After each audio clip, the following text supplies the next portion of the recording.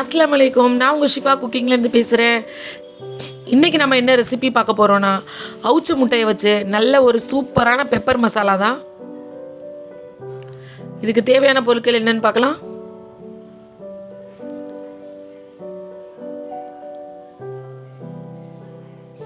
இப்போ நான் ஒரு பேன் காய வச்சுருக்கேன். அதில் 1 ஸ்பூன் மிளகு, 1/2 ஸ்பூன் சோம்பு, 1/2 ஸ்பூன் ஜீரகம், இது எல்லாத்தையும் நல்ல லோ ஃப்ளேமில் வச்சுட்டு நல்லா வாசம் வர வரை வறுத்துக்கோங்க. மிளகு 1 பங்குனா அதில் பாதி சோம்பு, அதில் பாதி ஜீரகமாக இருக்கணும். இதுதான் அளவு. இந்த அளவுக்கு ஏற்ற மாதிரி உங்களுக்கு கூட்டியோ குறைச்சோ வேணுங்கிற அளவுக்கு வறுத்துக்கோங்க. இப்போ இதை நல்லா ஆற வச்சுட்டு மிக்சியில் போட்டு நல்லா ஒரு கரகரப்பான பவுடரை நுணுக்கிக்கணும். ரொம்ப நைஸ் ஆகிடக்கூடாது. இப்போ அதே பேனில் நான் தேவையான அளவுக்கு எண்ணெய் சேர்த்துக்கிறேன். எண்ணெய் காஞ்ச உடனே கட் பண்ணி வச்சுருக்க பெரிய வெங்காயத்தை முதல் சேர்த்துட்றேன். இந்த வெங்காயம் நல்லா கலர் மாறி வர அளவுக்கு வதங்கணும்.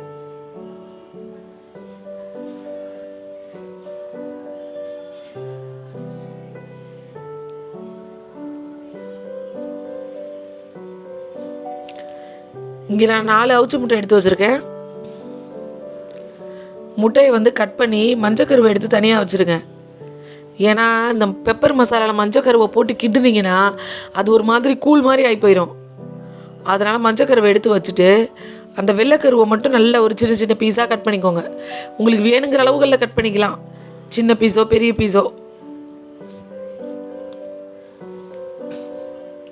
நான் நல்ல சின்ன சின்னதாக குட்டி குட்டியாக தான் கட் பண்ணியிருக்கேன்.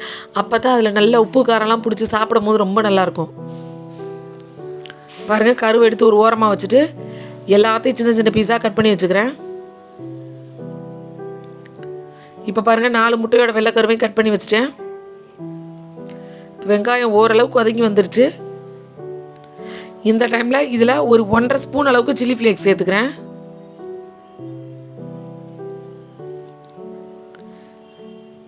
அதாவது காஞ்ச மிளகாய் தூள், அதை சேர்த்துட்டு நல்லா வதக்கி விடுங்க. வெங்காயம் இன்னும் நல்லா கலர் மாறுற அளவுக்கு வதங்கி வரணும்.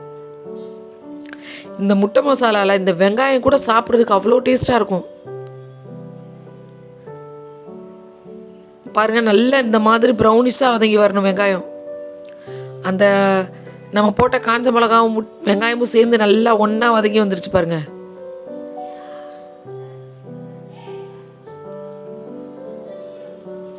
இந்த டைமில் இதில் ஒரு 1/4 ஸ்பூன் அளவுக்கு மஞ்சள் தூளும் இந்த வெங்காயத்துக்கு தேவையான அளவு உப்பு சேர்த்துட்றேன். நான் முட்டை வேக வைக்கும் போது ஏற்கனவே முட்டையில் உப்பு போட்டு வேக வச்சுருக்கேன். ஸோ அதனால் இந்த வெங்காயத்துக்கு மட்டும் தேவையான அளவுக்கு உப்பு சேர்த்துக்கிறேன்.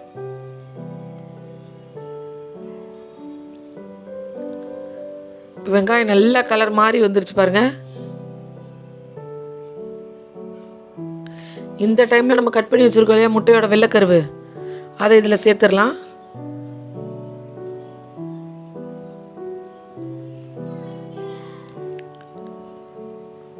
நல்லா வதக்கி விடுங்க.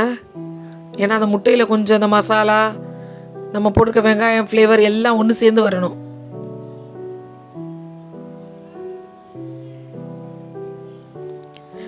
இப்போ இதில் ஒரு 2 கொத்து கருவேப்பிலையும் உருவி சேர்த்துக்கிறேன். இப்போ நம்ம வறுத்து நுணுக்கி வச்சுருக்கோம் இல்லையா மசாலா, அதை நுணுக்கி வச்சுக்கிட்டேன். நான் வறுத்து வச்சுருந்ததை இந்த முட்டையோட மஞ்சக்கருவை இந்த பாருங்கள் நல்ல ஒரு பெரிய பெரிய பீஸாக கட் பண்ணி வச்சுருக்கேன்.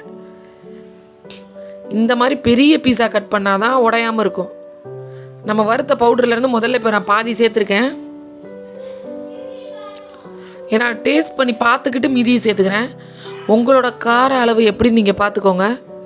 உங்களுக்கு காரம் எப்படி வேணுமோ அதை பார்த்துக்கிட்டு கூட்டி குறைச்சி சேர்த்துக்கலாம்.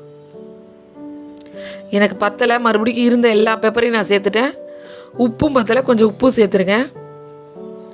நீங்களும் அந்த மாதிரி உங்களோட உப்பு காரத்தை செக் பண்ணி தேவையான அளவுக்கு மிளகுத்தூள் சேர்த்துக்கோங்க. பாருங்கள், இப்போ கடைசியாக நம்ம கருவு சேர்த்தனால கருவு எதுவுமே உடையவே இல்லை பாருங்கள். நல்லா அழகாக பீஸ் பீஸாக கிடக்குது. அவ்வளோதான், ஒரு சூப்பரான நல்ல ஒரு காரசாரமான முட்டை பெப்பர் மசாலா ரெடி ஆயிடுச்சு. கண்டிப்பாக நீங்களும் உங்கள் வீட்டில் ஒரு தடவை ட்ரை பண்ணி பாருங்கள். ட்ரை பண்ணி பார்த்துட்டு எப்படி இருந்துச்சுன்னு கமெண்டில் சொல்லுங்கள். என்னோட இந்த ரெசிபி உங்களுக்கு பிடிச்சிருந்துச்சுன்னா என்னோடய சேனலை லைக் பண்ணுங்கள், ஷேர் பண்ணுங்கள், சப்ஸ்கிரைப் பண்ணுங்கள். மறந்துடாமல் பெல் ஐக்கானை கிளிக் பண்ணுங்கள். அப்போ தான் நான் போடுற புது புது வீடியோஸ்லாம் உங்களுக்கு நோட்டிஃபிகேஷனில் வரும். சூப்பர். சப்ஸ்கிரைப் பண்ணுங்க.